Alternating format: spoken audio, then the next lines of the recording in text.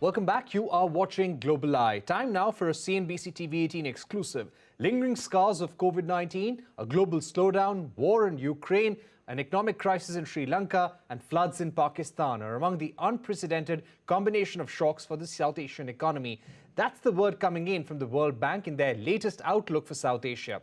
The World Bank has projected a 5.8% growth for South Asia in 22, a 1% downward revision over June, and also slashed India's GDP forecast to 6.5% due to global uncertainties. Speaking exclusively to CNBC TV18, Hans Timmer, World Bank's chief economist for South Asia, said that India is in a better place than other economies, but there are inflation challenges as well. I began by asking him about the World Bank's growth projections for South Asia. The key challenges are that South Asia has been hit in short order by what we would call a series of once-in-a-lifetime shocks. So we had the floods, devastating floods in Pakistan. We have the impact of the war in Ukraine. Rising, pushing up the commodity prices, food prices. We have a full-blown balance of payments and macroeconomic crisis in Sri Lanka, and that comes on top of the once-in-a-lifetime pandemic, the COVID-19. And now more recently, there are headwinds because of a slowing of activity and import demand in high-income countries and a tightening of monetary policy in high-income countries that leads to a tightening of global financial markets. So many challenges. As you said, we downgraded our forecast for this year. GDP growth for the region now 5.8%, a 1% downgrade from only a few months ago, from June.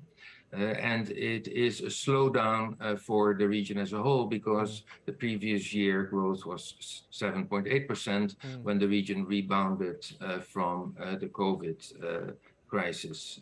Two caveats with that forecast. One, the countries show a very diverse development, still a shrinking economy in Sri Lanka, although it's difficult to put numbers on it, declining incomes in Afghanistan, while in other countries GDP growth is still firmly positive.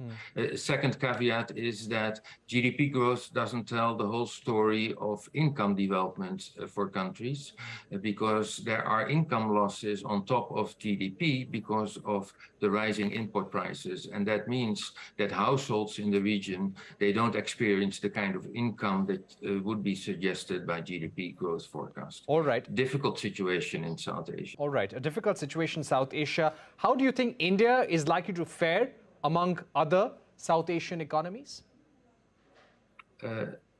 India is still doing relatively well, although it was also downgraded 1 percentage point since June, with now the forecast of 6.5% GDP growth.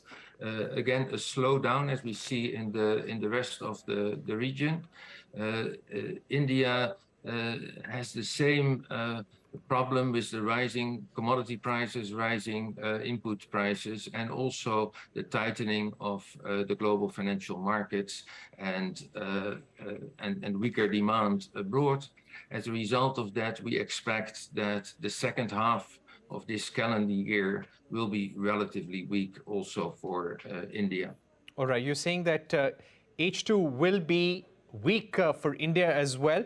Now, when it comes to India's export story, how do you think this is going to play out for the rest of the year? It's a mixed bag. Like other countries, the weak demand in the rest of the world doesn't help India, and that puts downward pressure on exports. At the same time, over the last 2 years, since the start of COVID-19, we see very strong exports in what we call the new services. The digital services in general got a boost in all countries during the COVID pandemic, but especially India benefited a lot from that. And we have seen that coming through in the exports of services now also.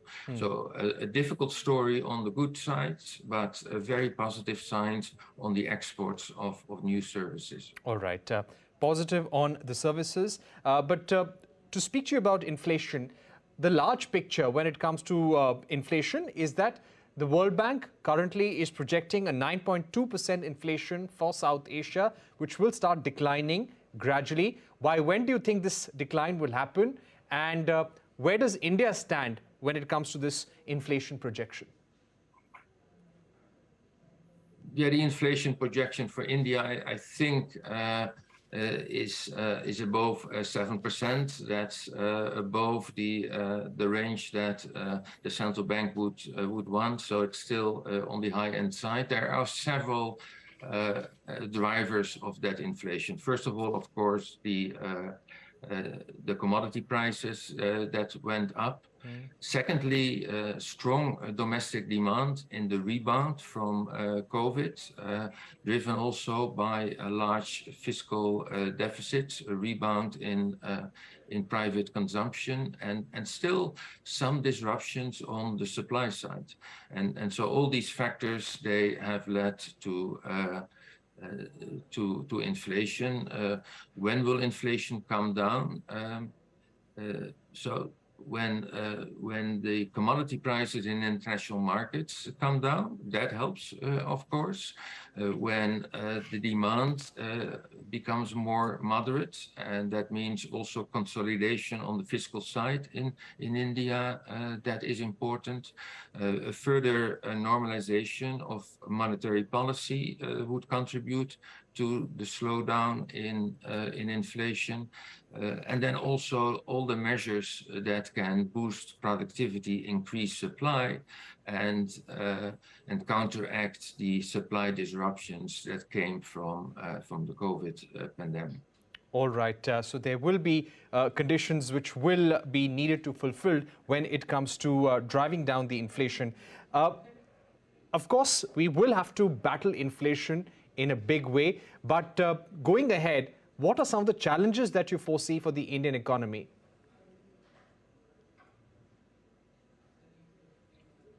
I think the current situation that we just discussed is one of the main challenges, and how to deal with inflation, how to make sure that you have the proper reaction to inflation, avoiding wage price spirals, making sure that the price signals are still working in the economy. And so that means no price subsidies, but direct income subsidies. And India has made great progress in expanding its social protection system since COVID-19, making sure that you don't rely too much on export bans, as we have seen recently, because that can backfire. So that's a big challenge for India. Making sure that going forward you accumulate buffers to absorb new shocks, and the shocks will continue to come. There are significant foreign exchange buffers in India, and that's why India is doing relatively well at the moment. But it is important to build up also fiscal buffers. That is important. And as part of a longer run strategy, it is really important to broaden the economic base in India. Still only 20% of the women participate in the labor market, 80–90% of the people in the informal sector with low productivity. So most of the growth is coming actually from a small part of society, large formal firms, and to broaden that activity is incredibly important for long-term growth. Give also the people the tools themselves to cope with shocks and ultimately also to increase the revenues for the government, which is important for sound medium-term fiscal frameworks. Mr. Timmers, you also said that export bans are likely to backfire. India has put restrictions on the export of sugar, wheat and rice. What kind of reaction do you foresee in the coming months? Yeah, it's difficult to project what will happen in the coming months. It's just a general observation from past experience where countries impose export bans, which are very logical because food security of your population is really important. So it's a logical reaction. But what it does is that it further increases the prices in international markets. And that means that the gap between the price domestically and international markets will widen. It's bad for other countries, but ultimately it could backfire also domestically because the producers of these commodities see the high prices in international markets, and it's likely that they start hoarding or wait till they can export in other markets. So in the short run, it's a logical reaction. In the medium run, our experience is that it might backfire. All right. Thank you very much, Hans Timmer, for joining us with your outlook for the South Asian economy. That's all we have time for on Global Eye. Thank you for watching and goodbye.